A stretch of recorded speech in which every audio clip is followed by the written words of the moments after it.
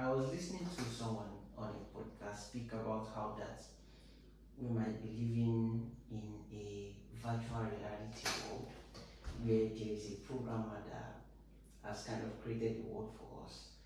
And he created it in such a way that our focus is surviving and evolving and reproducing and all of that. And it takes a lot of cognitive, what's the word now? Let me just say effort to uncover what is beyond.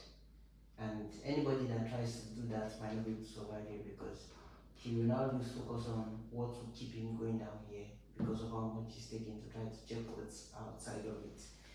So I was watching all of that and I was saying to myself, you are seeing the truth and you're trying to paint it in the wrong way. I want to know what comes to mind when you hear something about that.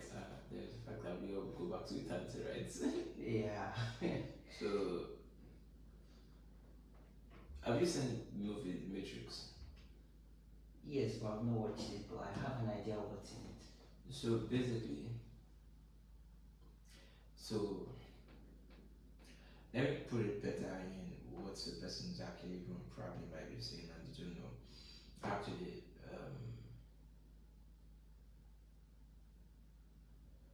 so there are different levels to what the person is saying. There is number one, there is the fact that we are only living in time to pass through time to go back to where there is no time. So we came back from time. We came from infinity, like from eternity rather, into time, and we are going to leave time. And time is programmed to a great extent, but not programmed in the sense that it's definitive because you can then say that we don't have free will.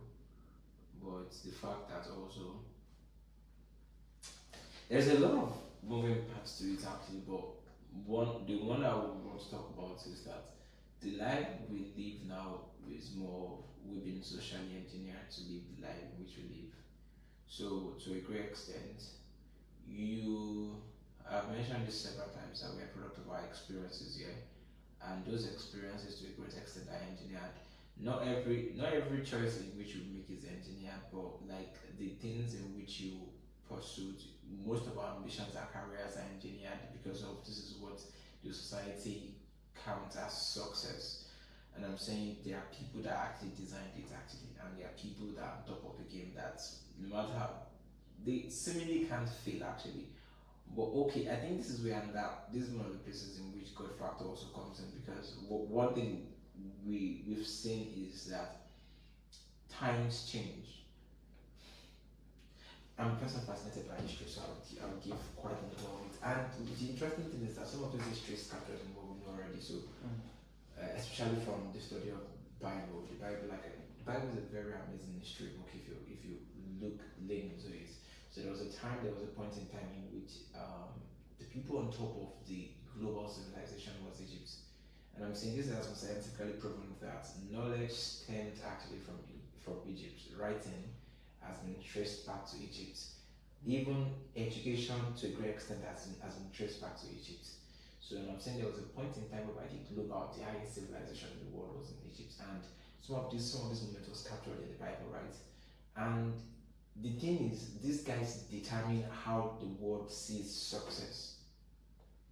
Now, there was a point in time whereby it was Israel during the time of Solomon.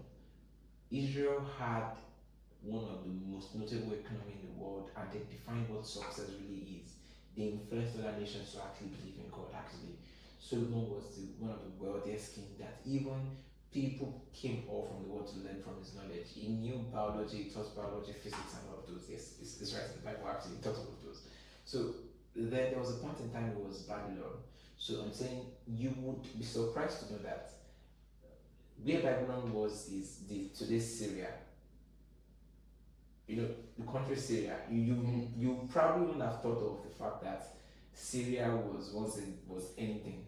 I'm saying where Babylon was Syria, and Babylon was the highest civilization.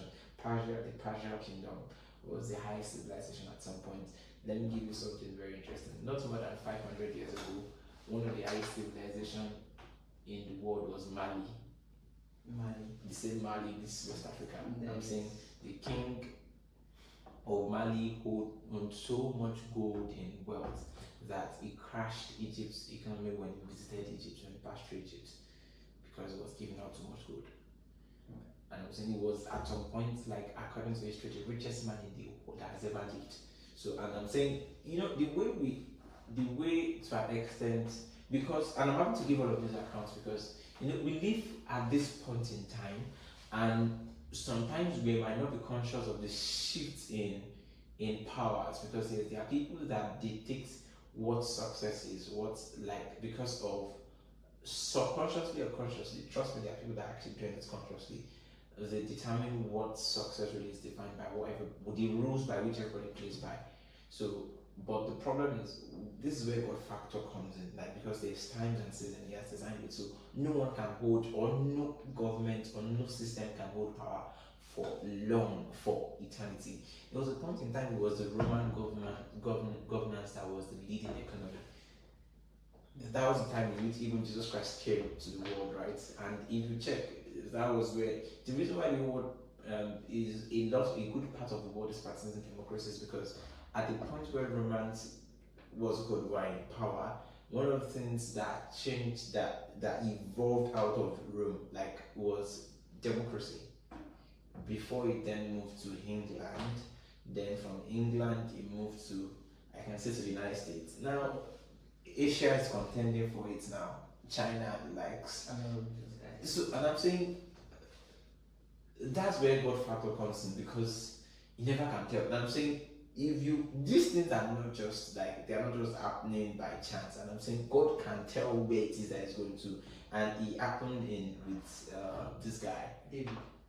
Not even David, this king of Babylon, Nebuchadnezzar, when he had the dream whereby, like, there was a statue, he had of wood, body of, I've forgotten the different components now, bronze, and I think there was more than iron. There was iron and there was more than iron. Okay. Where Daniel then came to interpret, where it said that was Daniel, I think chapter 2 or chapter 3, where it was called, the king ordered that he had a dream, he forgot the dream, and then he wanted someone to tell him the dream and interpretation. Yeah. That was the dream. So it was God telling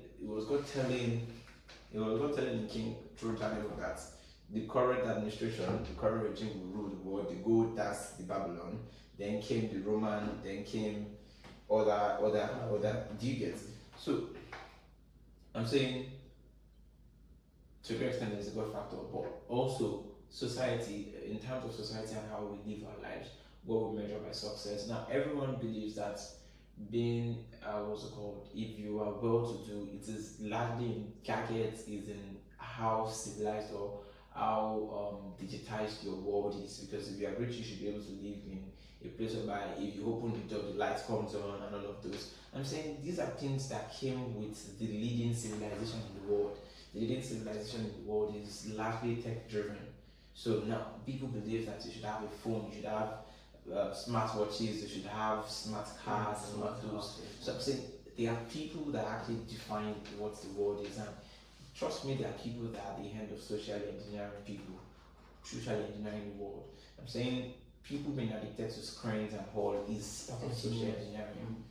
So there are people that are the core end of it actually. It's more like matrix and in multiple levels actually.